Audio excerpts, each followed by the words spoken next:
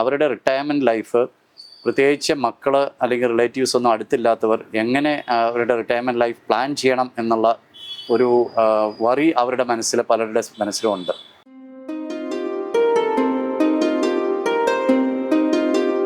അതായത് കേരളം നമ്മളിപ്പോൾ ഫേസ് ചെയ്യുന്ന ഒരു പ്രധാന പ്രശ്നം എന്ന് പറയുന്നത്, പ്രശ്നമോ അല്ലെങ്കിൽ നമ്മളൊരു ഓപ്പർച്യൂണിറ്റി ആയിട്ട് കൺസിഡർ ചെയ്യുന്നത്, കേരളം വളരെ ഫാസ്റ്റായിട്ടൊരു ഏജ്ഡ് സൊസൈറ്റി ആയിട്ട് ഓൾറെഡി മാറിക്കഴിഞ്ഞു. അതിൻ്റെ റേറ്റ് ഓരോ വർഷവും, എൽഡർലി പോപ്പുലേഷൻ്റെ പെർസെൻറ്റേജ് ഓരോ വർഷവും കേരളത്തിൽ കൂടിക്കൊണ്ടിരിക്കുകയാണ്.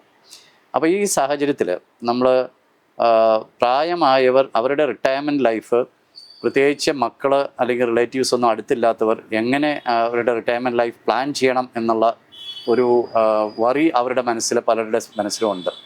അതിനെ അഡ്രസ്സ് ചെയ്യുക എന്നുള്ളതാണ് ഈ ആശയത്തിൻ്റെ ഒരു പ്രധാന ഉദ്ദേശം എന്ന് പറയുന്നത്. അപ്പോൾ ഇപ്പോൾ കേരളത്തിൽ നമ്മൾ കാണുന്നത്, പ്രായമുള്ളവർ കഴിയുന്നതും റിട്ടയർമെൻറ്റ് ഹോമിനെ ആശ്രയിക്കുക. അത് നേരത്തെ നമ്മൾ ചിലപ്പം ഓൾഡ് ഏജ് ഹോം എന്ന് വിളിച്ചിരുന്നു. ഇപ്പോൾ നമ്മൾ പുതിയ കൺസെപ്റ്റിൽ റിട്ടയർമെൻറ്റ് ഹോംസ്, കുറച്ചുകൂടെ ഫെസിലിറ്റീസ് ആഡ് ചെയ്തിട്ട് റിട്ടയർമെൻറ്റ് ഹോംസ് വന്നിട്ടുണ്ട് കാര്യമായിട്ട് കേരളത്തിൽ.